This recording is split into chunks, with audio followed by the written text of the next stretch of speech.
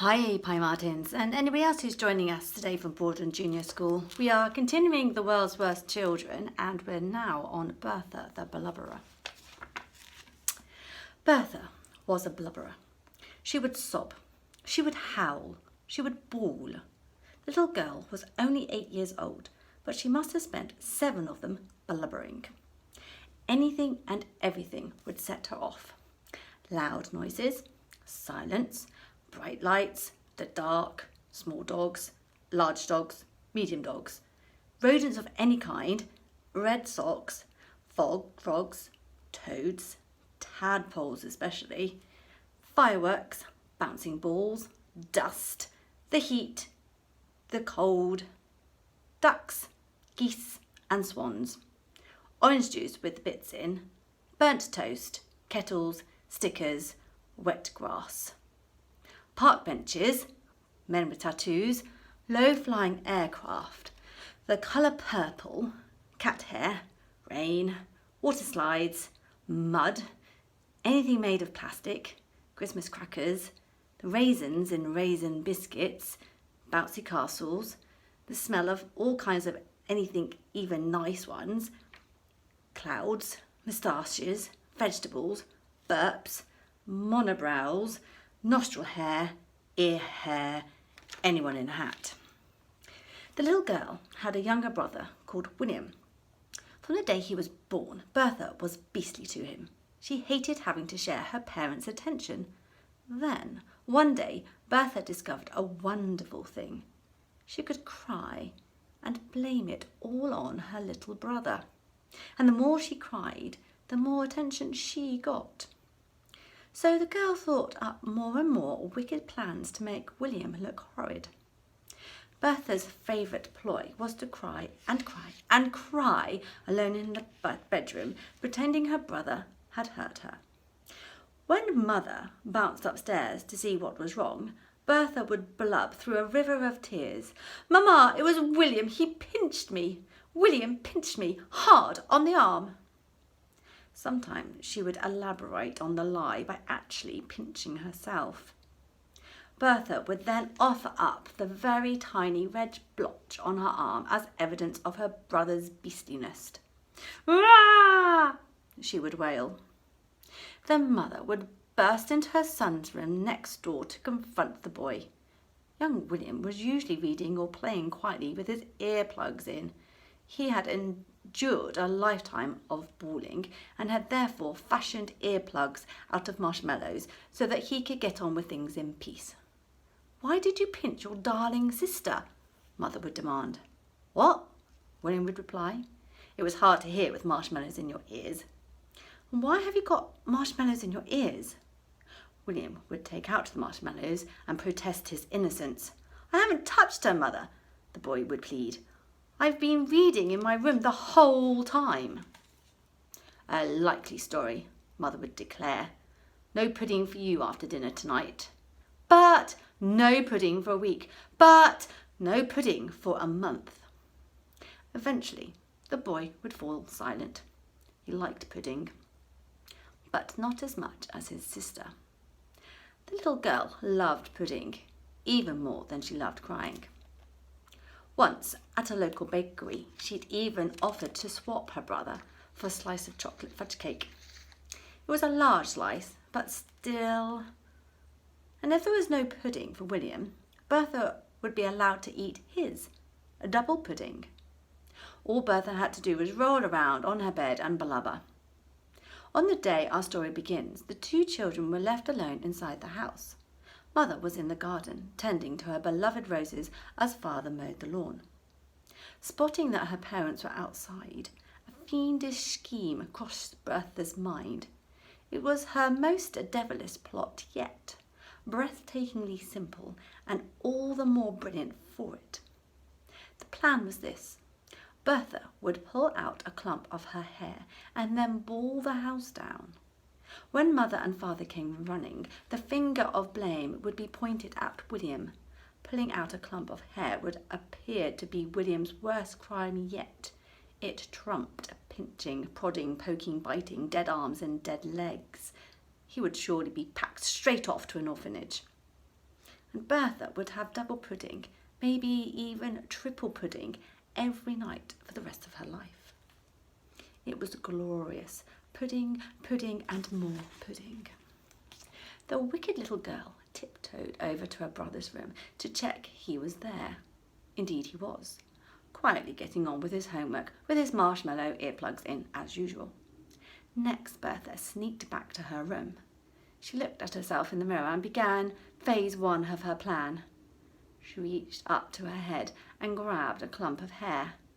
Shutting her eyes, she yanked as hard as she could. Bertha didn't need to pretend to cry. The pain was so intense that she couldn't help but yell. "Ah!" She examined the strands of her hair in her hand and the bald spots she had made on her head. It was about the size of a ping-pong ball. Bertha then put her ear to the bedroom door to see if her parents were on their way. Strangely, they were not. So Bertha did it again. Yank! Wah! This time she yanked even more hair from her head. Now there was another bald spot. This one was the size of a tennis ball. Still, no one came running. So Bertha did it again. Hurrah! And again. Hurrah! And again. Hurrah! The pain was so extreme that Bertha's eyes were now stinging with tears. She could barely see what she was doing any more. Yet still the girl yanked out more and more of her hair. Eventually, wiping the tears from her face, she stared into the mirror. Bertha was now completely bald, except for one lonely strand of hair on the top of her head. Just then she heard a noise. Bertha's eyes darted to the bedroom door. To her horror, her mother, father and brother were all looking at her through the door crack. Bertha stared at them for a moment, and they stared back at her. How was she going to explain this? Bertha didn't know what to do, so she did as she always did. The girl screwed up her face and began to bawl. It never failed, except this time. "What on earth are you crying for?" demanded father. "Because, Mamma and Papa, that beastly brother of mine pulled out all my hair," replied the girl through her theatrical sobs. William couldn't help but smirk at the sight of his wicked sister, who had at last been well and truly busted. "Actually, you've still got one hair sticking out of the top of your head," proclaimed the boy. Bertha examined herself in the mirror again. It did look rather strange, having just the one lonely strand, so she plucked it out with her fingers. "Ah!" "That can't have hurt," protested William. "It was just one little hair." Bertha, becoming desperate now. But you pulled out all the others, William, you evil little wretch." "We have been standing here for the last few minutes, young lady," began Mother. "We saw the whole thing," added Father. The smuggest grin spread across William's already smug face. But, protested Bertha. "No doubt you have been doing this all along," accused Mother. But, "No pudding for you, young lady," declared Father. Bertha stopped protesting for a moment. The punishment didn't seem so bad, missing one pudding. She had a stash of chocolate under her bed anyway. The girl gave her brother a self-satisfied look. Then, like a prize fighter, Mother delivered the knockout blow. Ever again. Bertha froze. This was worse than having no hair, no puddings. But Bertha loved puddings. If she could, she would only eat puddings. Puddings. How could anyone live without cake and ice cream and meringues and cream and sponge cake and an Eton mess, custard tarts and French fancies and treacle sponge and apple crumble and custard and jelly and spotted dick and cupcakes and sticky toffee pudding and jam roly-poly and chocolate mousse and trifle and brandy snaps, and preferably eaten in one sitting. Really, Mamma, pleaded the girl. This can't be true. No puddings forever? Forever and ever, replied Mother, who was mightily cross that her daughter had fooled her for so long. Now, every night Bertha would have to watch her brother across the dinner table, savouring every last morsel of not only his delicious pudding, but what would have been Bertha's too, double pudding. Most evenings Mother would give William her own pudding as well, to make up for the harsh treatment over the years, triple pudding.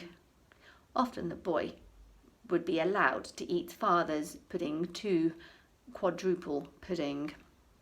It was torture for the girl to watch her brother eat all her favourite puddings night after night after night, while she had not one crumb, not Bakewell tart, not Arctic roll, eaten mess. William would lick the bowls clean. To make matters worse, under the table the boy would pinch his sister's leg as he scoffed away. He pinched me, Bertha would cry. Nobody ever believed her. Bertha the blubberer had blubbered one too many times. Next time we'll be reading Nigel and Knit Boy. Hope you're all staying well and that you're enjoying a little bit of our sunshine that we've got today. Just remember, keep checking our website to make sure that you're up to speed with what we should be doing. Take care. Bye.